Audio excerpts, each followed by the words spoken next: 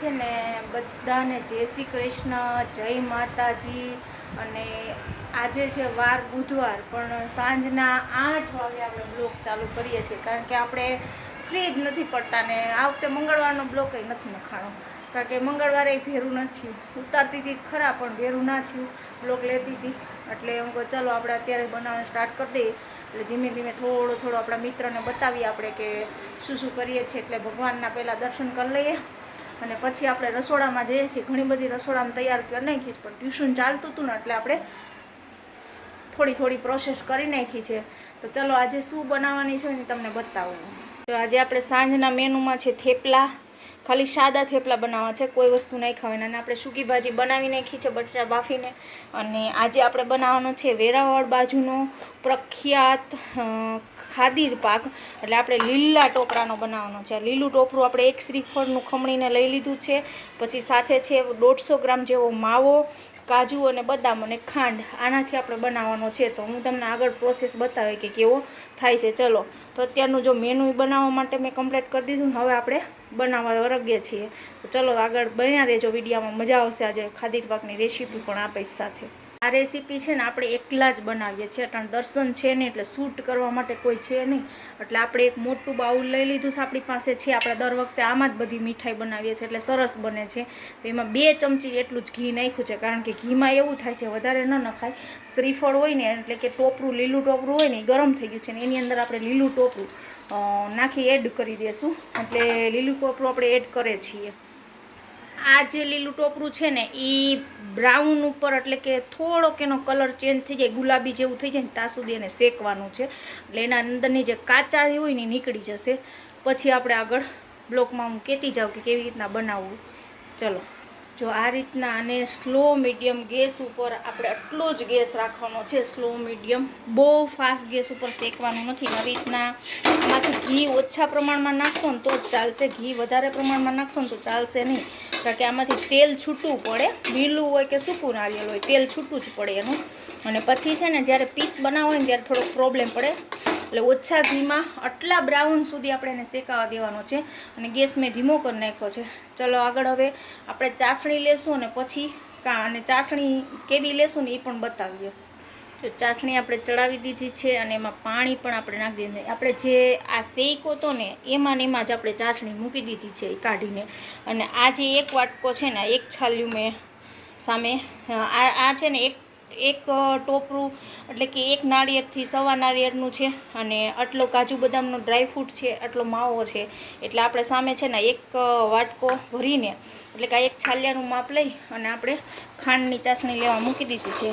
આને એક તારની ચાસણી ન આવવી જોઈએ, એટલે કે અડધા તારની ચાસણી આવી જાય ને, અડધા તારની, આમ તમે હાથની અંદર કરશો ને તો હું બતાવીશ. અડધા તારની ચાસણી આવી જાય ને એટલે માવો એડ કરી અને માવાને એકદમ રાતો કરી નાખવાનો છે, લાલ ઉપર શેકાઈ જવું જોઈએ ચાસણી રે. અને પછી એમાં બધું એકમરીયર આપણે એડ કરશું, એટલે એ તમને આગળ બતાવજે. અત્યારે આપણે ચાસણી લેવાનું ચાલુ કરી દીધું છે. જો આપણે ચાસણી લઈએ છીએ ને તો આમ જો એ અડધો તાર, એક તારે બનતો નથી, અડધો જ તાર છે. આવી ચાસણી લેવાની છે, બહુ મોટી નહીં, આમ તૂટતો જવો જોઈએ તાર.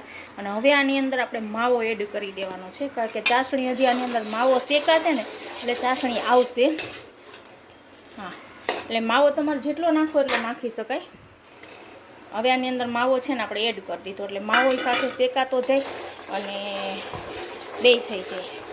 એટલે માવાને આપણે શેકીને થોડોક લાલ કરી દેવાનો છે. માવાથી ચાસણી થોડીક પાછી પડશે, પણ માવાની સાથે ચાસણી શેકાઈ જશે ને માવો થઈ જશે. અને ન નાખો ને તોય ચાલે, પણ તો ખાદીર પાક નહીં બને, તો ટોપરા પાક બની જશે. એટલે આપણે માવો નાખવો ફરજિયાત છે આની અંદર. મારે થોડોક ઓછો પડ્યો છે મને એવું લાગે છે, તોય વાંધો નહીં આવે. હવે આને આ રીતના હલાવવા જવાનું. અને આ જો માવો છે ને સહેજ લાલ થઈ જાય ને ત્યાં સુધી ચાસણી એ હલાવવાનો છે.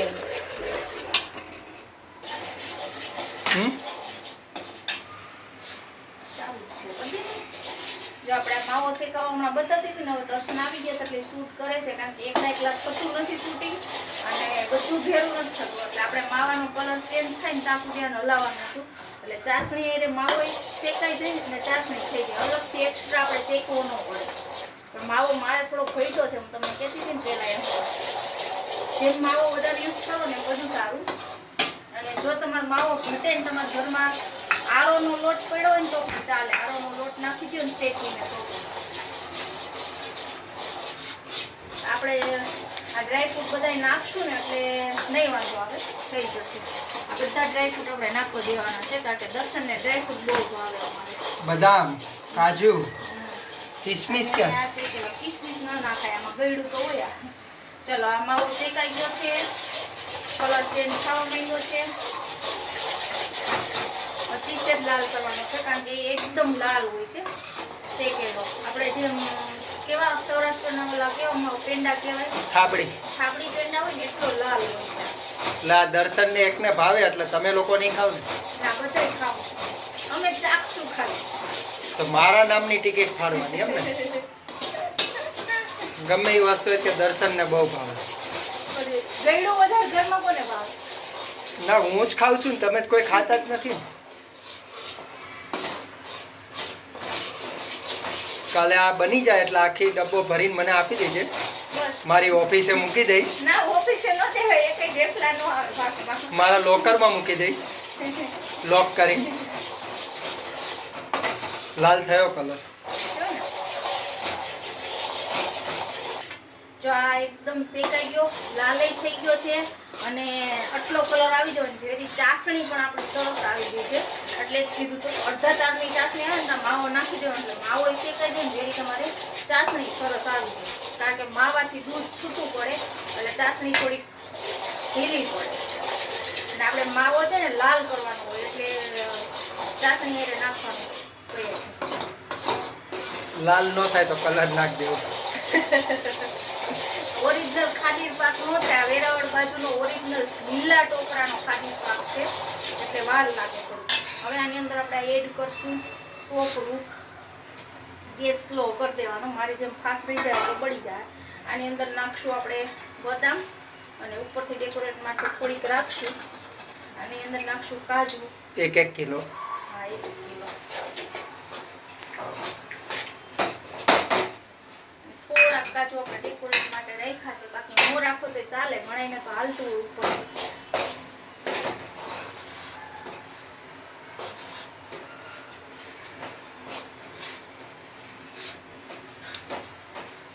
ઓકે, બની ગયું છે.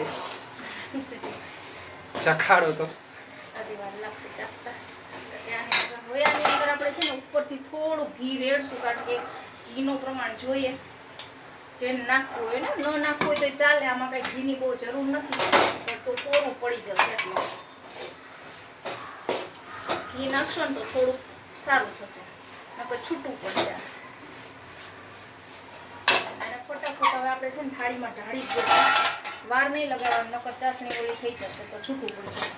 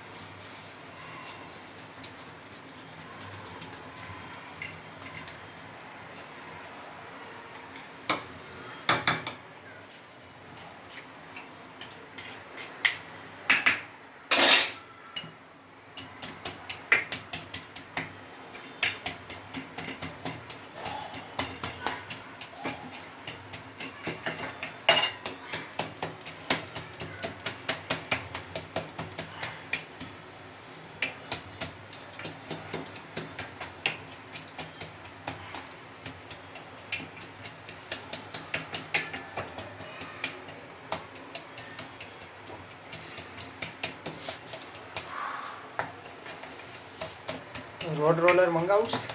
રોલ ને આટલામાં રોલ રોલર ન ચાલે, તો આ જાજુ કરવું હોય ને તો ચાલે. છૂટું ન પડે ને એટલે દબાવજો એકદમ, નકર છૂટું પડી જશે. પણ આ છે ને તેલ અને ઘી થોડુંક આમાંથી છૂટશે એટલે આ ઢીલું તો પડશે હજી સવારે મસ્ત.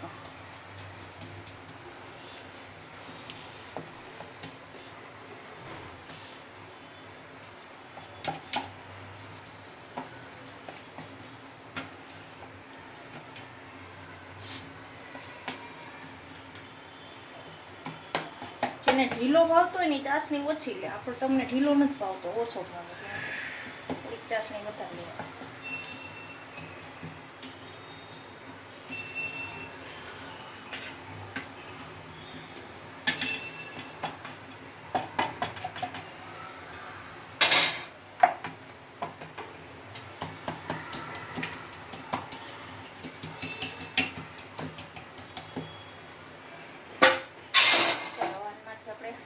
બદામ નાખી દઈશું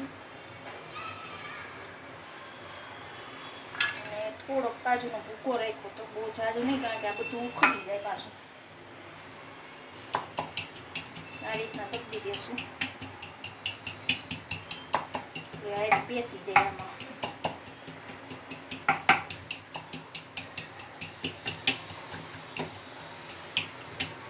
ફૂલ ડ્રાયફ્રૂટ વાળો ખાલી પાક તૈયાર. ચલો બધા જમવા, નાસ્તો કરો, ખાદીર પાકનો નાસ્તો. આપણે ખાદીર પાકનો વિડીયો બનાવ્યો ને હારે દર્શન જમવાય બેસી ગયા હાઈ એટલે જમવામાં શું છે દર્શન, જો આ ખાદીર પાક ખાવાય મીંડા એટલે ચાખો ને રિવ્યુ આપો કેવો થયો એ. મસ્ત થયો ને. અને એને થોડોક એવો કડક ભાવે, બરાબર ને, પોચોનો ભાવ. એટલે આપણે જો એને પોચો ભાવતો હોય ને તો થોડીક ઓછી ચાસણી લેવાની, કડક ખાતા હોય ને. અને મારે થોડુંક ડ્રાયફ્રૂટ વધી ગયું છે, જોકે કટકા ન થાય, પહેલું પીસ કાઢો એટલે કટકા થાય જ. પછી હારે આપણે બનાવ્યા છે આજે સૂકી ભાજી, થેપલા અને આજે બધું એનું ફેવરેટ કેરીનો રસ ને છાશ. એટલે હું કહેશો તો બનાવે તેથી બધું મેરું બનાવી નાખીએ.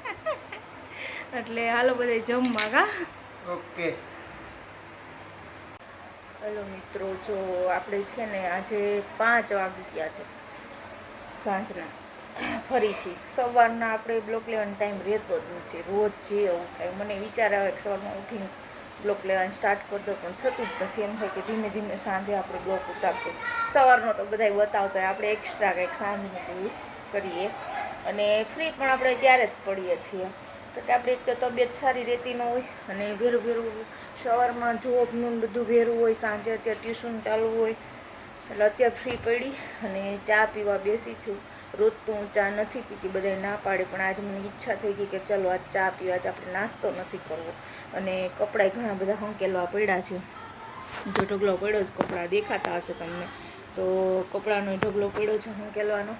એટલે એ કપડાં એ હંકેલી નાખીએ અને પહેલાં આપણે ચા લઈ લઈએ, ચાની ચુસ્કી મારી લઈએ. અને રોજ જે ચા પીતા હોય ને એની આદત હોય, ચા છોડવી બહુ મુશ્કેલ પડે. કોણ કોણ મારી જેમ ચાને ચસ્કુડી છે, ચા પીએ ને તો જમવાનું ન જોઈએ એમ. એટલે કાઠિયાવાડમાં તો ચા જોઈએ, પછી બધા લોકોને વધારે ચાનું મહત્વ હોય, કોક જ કોફીનું દૂધ પીતા હશે. એટલે આપણે લઈ લીધી છે ચા, અને ચા છે ને એકદમ કોફી જેવી લીધી છે, બહુ ચાય નથી નાખી, બહુ ખાંડ નથી નાખી. એટલે આ રીતના. તો ચાલો આ સાથે આપણે બ્લોક આગળ વધારશું. ચલો ભાઈ, જો સાંજ પડી ગઈ છે અને આજે અમે લાવ્યા છે પફ. કા પૂનમના પફ લાવ્યા છે ને દર્શન તો ખાવા મીંડાય. એને સોસ ઓછો ભાવે તોય તોડે છે. કેમ તોડશો? કોરું લાગે. અને કેરીનો રસ છે, કાલનો ખાદીર પાક લઈ લીધો છે અને છાશ લઈ લીધી છે. આજ જમવા બેસી ગયા છે અને આ સાથે આપણે બ્લોગનો એન્ડ કરીએ છીએ. તો જો સારો લાગે તો લાઈક કરજો, શેર કરજો અને સબસ્ક્રાઈબ કરવાનું ભૂલતા નહીં. Bye bye.